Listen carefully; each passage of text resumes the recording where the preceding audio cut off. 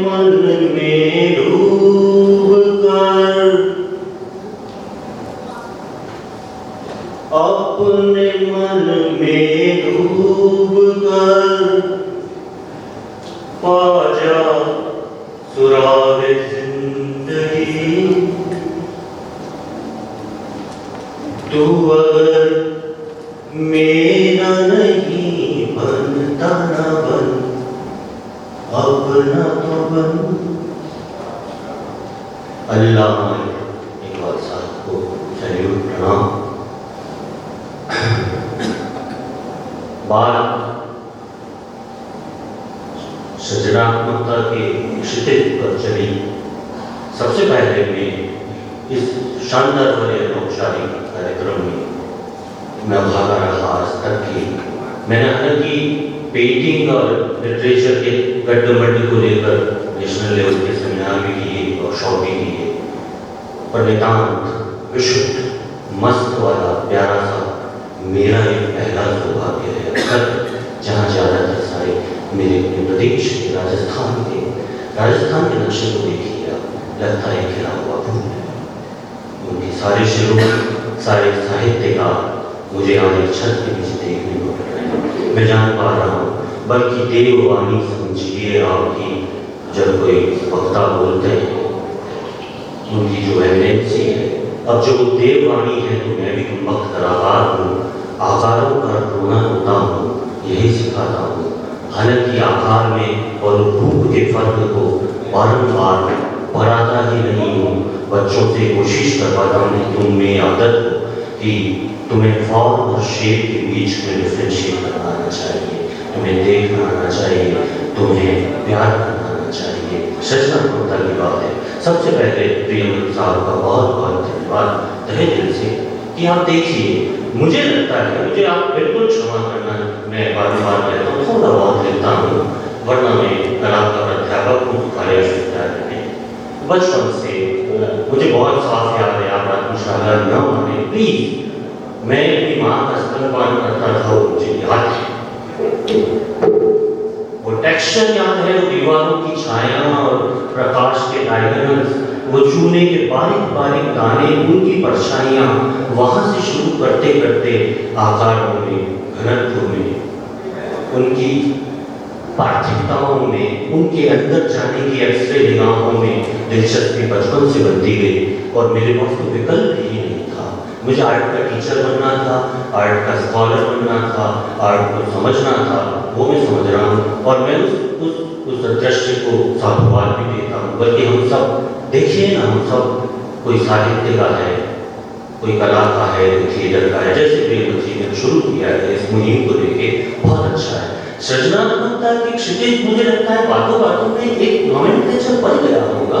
यहाँ क्षितिज का कोई खास कोई लेना देना नहीं है।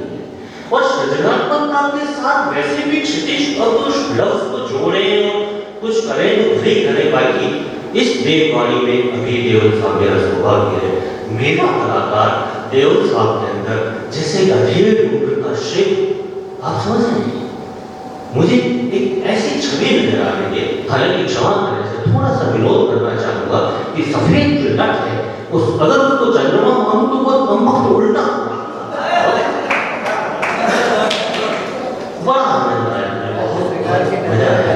ऐसे मैंने विष्णु भी देखे होंगे या मैंने किसी और को कोई छवि देखी होगी या नहीं देखी होगी, डजंट मैटर। सृजनात्मकता की बात करना वाकई वैसे देखें तो अविनाश भाई ने कही थी कि मुझसे पिछले जो आए वो आत्मकथ्य के साथ रहे थे, फिर वो भी आत्मकथ्य पे आए और गोया मुझे लगता है सौंदर्यात्मकता की बात हो रही है, तो इसका कोई ठोस कोई व्याकरण या कोई ऐसी कोई नियति या कोई संहिता नहीं है। तेरा सौंदर्य तेरा है, मेरा कला। आज विश्वविद्यालय की बात करता हूँ, आपने लिटरेचर को लें, आर्ट्स को लें, आगे जाके देखें तो ये जो संपाद में देखते हैं, मेरे साथ एक प्रॉब्लम है, मुझे बार लगता है कि कला और जीवन में है माध्यम है, उसको जीना है, सांस लेना है, भोजन करना है, पोषण करना है, ध्यान रखना है, पाबंद होना है, ये इसका एक टूल है, ये एक माध्यम है। चित्रकला में ब्रश है, रंग है, साहित्य में लफ्ज है, शब्द है, भाषा है, मुहावरे हैं, बातें हैं, वो चिंतन है, वो कैथारसिस है, वो प्यार है, वो इश्क है, मोहब्बत है, वो एहसास है, वो वातावरण है, वो इमीडिएट है। तात्कालिकता की बात कर रहे थे आज सुबह के सेशन में, तात्कालिकता की बात हो रही थी। मैं पर्सनली अपने स्टाइल को लेके इमीडिएट को बहुत ज़्यादा बख्श देना चाहता हूँ। मुझे आज भी समझ में नहीं आ रहा है कि अगर मुझे आज से 10 दिन बाद किसी कैंप में जाना है और एक पेंटिंग बनानी है, तो मैं क्यों कर आज से ये सोचूं कि मैं कौन सी पेंटिंग बनाऊंगा। ये संभव कैसे? अगर ये सृजन, अगर एक क्रिएशन, तो वो तो बन चुकी दिमाग, फिर तो मैं जाकर अनुकृति करूंगा।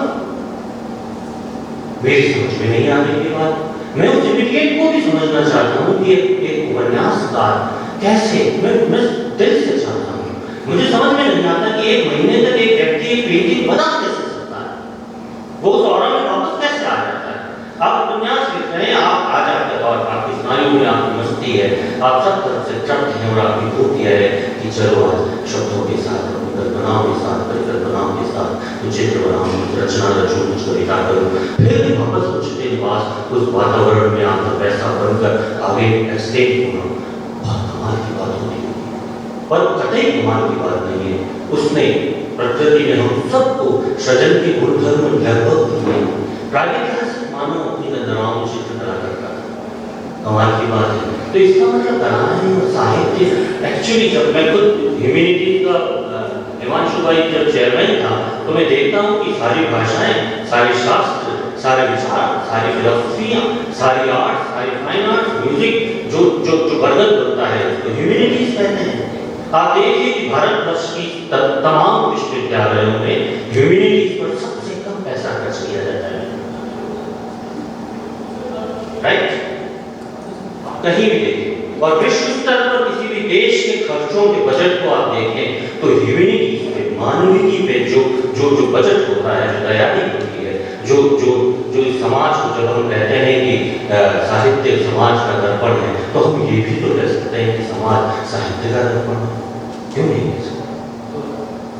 तो सृजनात्मकता के शब्द के अंदर जो आत्मा है, रचनाशीलता शब्द के अंदर जो शील है, उस कौमारे को उस शील के साथ, अमानंद के साथ सृजन कर सकते हैं। सृजन करने के लिए मुझे लगता है कि समष्टि का जो गुणधर्म है, आप कतई कतई एक तरह से कलाकार, एक साहित्यकार स्वार्थी होता है और अंततः वो बात किसी ब्रह्मांड के अंदर से किसी मोटिव को लेकर करता है। और वो कहते हैं कि तुमने तेरी की, मैंने मेरी की, मैंने तेरी की, तैने मेरी की, नहीं की तो हमने हमारी बातें। एक साहित्यकार है, एक कलाकार है, एक संगीतज्ञ है, वो जिस द्वंद्व में रहता है, क्योंकि बिना द्वंद्व के रस निष्पत्ति हो नहीं सकती। बिना द्वंद्व के, बिना संघर्ष के अगर रस निष्पत्ति हो रही है तो निसंदेह वो रुग्णता है, उसका बाकायदा डॉक्टर इलाज करते हैं। ये संघर्ष की बात मैडम ने की थी बीच में, सृजन के दरमियान जो संघर्ष है वही सृजन है, वही आत्मन है, वही सौंदर्य है, वही निष्पत्ति है। उसके बाद तो प्रतीक बन जाती है। अब तो वो एक बिल्डिंग बन गई, एक गीता ही बन गई, एक पेंटिंग बन गई। मैं अलग हूँ, पेंटिंग अलग है। एक किताब बन गई, एक कविता संग्रह बन गया, एक यूनिट बन गई। लेकिन जिस समय हम कविता कर रहे थे, जिस समय हम उस कविता में से गुजर रहे थे, उस पेंटिंग को बनाने से गुजर रहे, मुझे लगता है ऐसा हो सकता है भावुकता, मैं भावुक हो सकता हूँ, क्योंकि बात सृजनात्मकता चल रही है। अब सृजनात्मकता को हम लोग मिलकर क्या कैसे कैसे कर पाएंगे? सृजन के दौरान जो संघर्ष होता है वही सुख है। कैथारसिस की बात कही थी, आंसू आ जाना भव्य शादियों का नहीं छुपाने चाहिए।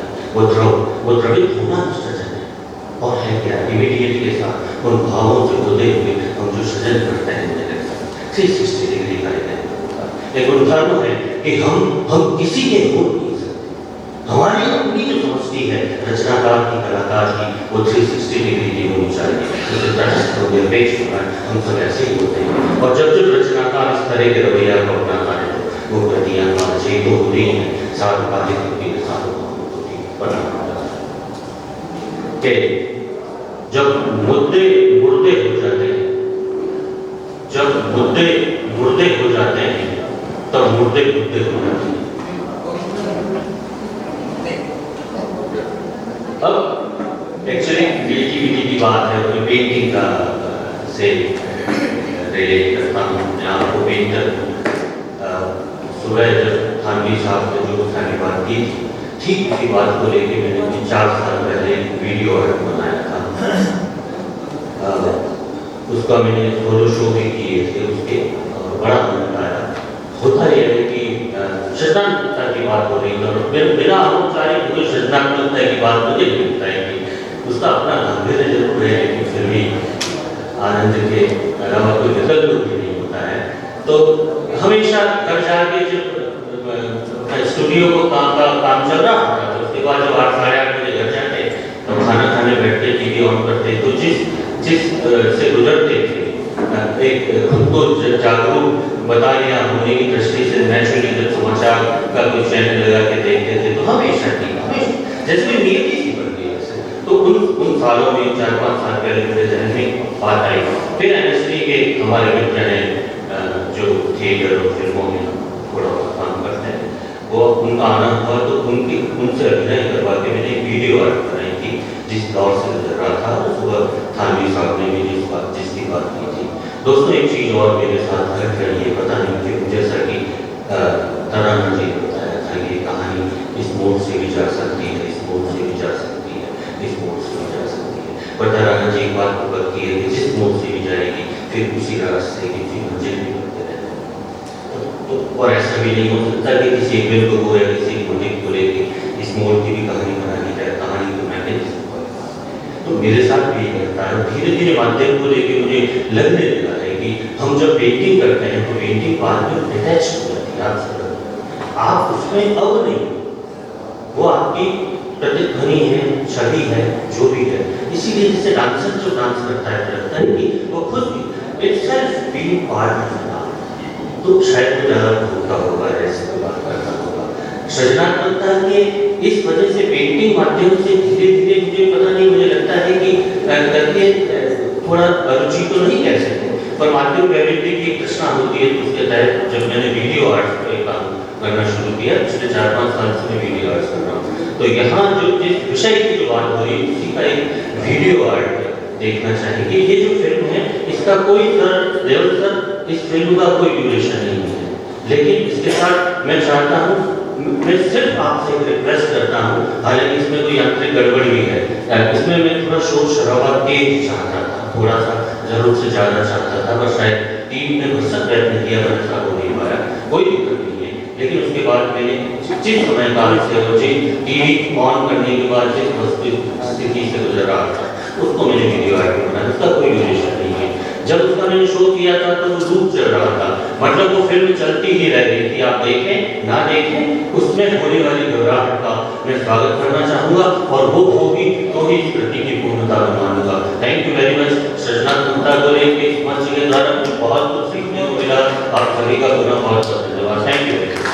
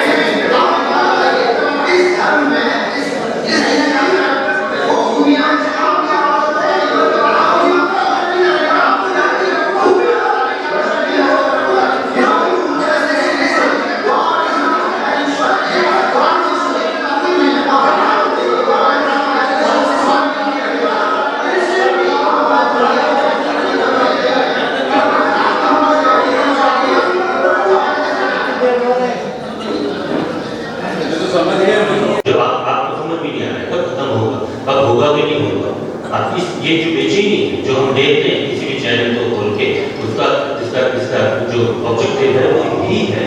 और इसलिए ये इसके फाइनल शो में दिन भर चलती रही। जिसको देखना है आके देखें और जो बेचैनी महसूस हो तो चला जाए, फिर तो लूप ही चलती रहती थी। हम जैसा देखते हैं जिंदगी में भी यही चल रहा है, क्योंकि खत्म नहीं हो सकता है, इसलिए खत्म हो भी नहीं सकता। इसलिए आप पे निर्भर करता है इसको आप कितनी देर से है। 3 धर्म को लेकर बहस चल रही थी, हिंदू धर्म, क्रिश्चियनिटी को लेकर और मुस्लिम धर्म को लेकर। एक छोटा सा सिंबलिज्म मैंने दिया था कंधे पे, एक के लाल कपड़े गिरा है, एक के नहीं गिनाई जा रही। एक्चुअली वो एक ही लुंगी थी, एक तरफ हरा था एक तरफ लाल था। साउथ से लिया था, दर्शन करने जाने के पहननी पड़ती है वो वाली, और क्रिश्चियन के व्हाइट था। तो तीनों धर्मों का प्रतिनिधित्व था, लेकिन अभिनय एक ही व्यक्ति से। विचार की बात यह है कि तीनों धर्म का प्रतिनिधित्व करने वाले का जो अभिनय किया वो एक ही पात्र था, और वो जो देखते हैं आप सभी ने वाकई इसको देखने के लिए बहुत खास किस्म की सहन शक्ति की जरूरत होती है। इस रचन के पीछे का आशय भी यही है, आपने इसको ध्यान से देखी। Thank you very much. Thank you.